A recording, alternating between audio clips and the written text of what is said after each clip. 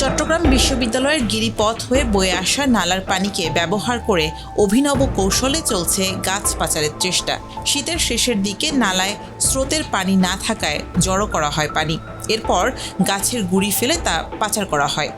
চট্টগ্রাম বিশ্ববিদ্যালয়ের এই দৃশ্য যেন হার মানিয়েছে ভারতীয় সিনেমা পুষ্পার গাছ পাচারের দৃশ্যকেও।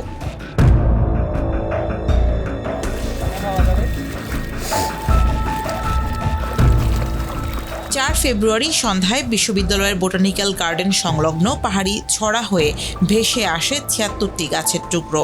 আনুমানিক প্রায় 2 থেকে 2.5 লাখ টাকার সেগুন ও গামারি গাছ ছিল সেখানে। এমন দৃশ্য চোখে পড়ে কয়েকজন শিক্ষার্থীর। পরে তারা ভিডিও করে ফেসবুকের চট্টগ্রাম বিশ্ববিদ্যালয় পরিবার নামে একটি গ্রুপে পোস্ট করেন। ভিডিওটিতে দেখা যায় বোটানিক্যাল গার্ডেন এলাকার পেছনের ঝর্ণার ছড়া দিয়ে বিপুল পরিমাণ কাঠের টুকরো ভাসিয়ে নিয়ে যাওয়া হচ্ছে। খবর পেয়ে সেখানে যায় বিশ্ববিদ্যালয়ের নিরাপত্তা বাহিনী, তবে তারা সেখানে কিছু না পেয়ে শুরু করেন অভিযান। এক পর্যায়ে institute of forestry and environmental science সংলগ্ন এলাকার একটি ছড়া থেকে ছড়িয়ে ছিটিয়ে থাকা অবস্থায় 76 টুকরো কাঠ জব্দ করা হয়। এর মধ্যে বেশিরভাগই ছিল মূল্যবান সেগুন গাছ, যার আনুমানিক বাজার মূল্য 2 লাখ টাকা। নিরাপত্তা সংশ্লিষ্টরা ধারণা করছেন পাচারকারীরা ছড়ার উজানে কৃত্রিম বাঁধ দিয়ে পানি জমিয়ে রেখেছিল। পরে সেই বাঁধ ছেড়ে পানির তীব্র স্রোত তৈরি করার মাধ্যমে কাঠের টুকরোগুলো ভাসিয়ে দেওয়া হয়, মূলত পরিবহন জটিলতা এড়াতে এবং লোকচক্ষুর আড়ালে কাঠ সরাতে এমন কৌশল অবলম্বন করা হয়।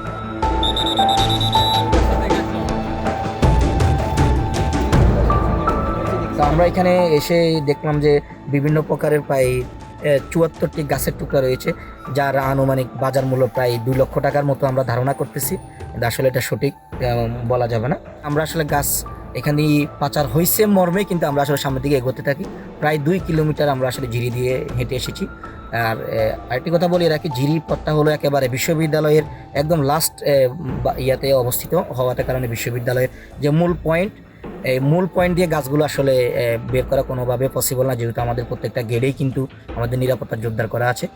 সেই হিসাবে ওনারা কিন্তু এই পথটাকে কিন্তু ব্যবহার করেছে এই বর্তমানে যে স্থানটিতে দাঁড়িয়ে আছি। বিশ্ববিদ্যালয়ের শিক্ষার্থীরা বলছেন গত বছরও একই কায়দায় গাছ পাচারের ঘটনা ঘটেছিল। এর ফলে শুধু আর্থিক ক্ষতি নয়, প্রাকৃতিক সম্পদ নষ্ট হচ্ছে বলে মনে করছেন তারা। প্রতি বছরই দেখি যে এভাবে গাছ পাচার হয়। বিশ্ববিদ্যালয়ের পদক্ষেপ গ্রহণ করার না ফলেই এটা প্রতি বছর হচ্ছে। এই যে গাছ পাচারের মাধ্যমে শুধু যে বিশ্ববিদ্যালয়ের সম্পদের ক্ষতি হয় তা নয়, আমাদের যে সবুজ ক্যাম্পাস, এই সবুজায়নেরও ক্ষতি হয়। আসলে কোনো সাস্টেনেবল পদক্ষেপ গ্রহণ না করার কারণে এই ধরনের গাছ পাচারের ঘটনা ঘটেই যাচ্ছে এবং এর ফলে আমাদের যে বিশ্ববিদ্যালয়ের সবুজ ক্যাম্পাস, সেই সবুজ ক্যাম্পাস তার সবুজ পরিবেশকে হারিয়ে ফেলছে এবং একই সাথে বিশ্ববিদ্যালয় তার মূল্যবান সম্পদকে হারিয়ে ফেলছে। এখন প্রশাসনের উচিত আসলে এই বিষয়ে একটি পরিকল্পনা এবং পদক্ষেপ গ্রহণ করা, যাতে এই ধরনের গাছ পাচারের ঘটনা আর না ঘটে। নিরাপত্তা সংশ্লিষ্টদের দেওয়া তথ্য মতে সুনির্দিষ্ট মালিক বা ক্লিয়ারেন্সের প্রমাণ পাওয়া না গেলে জব্দ করা গাছের গুঁড়ি নিলামে তোলা হবে।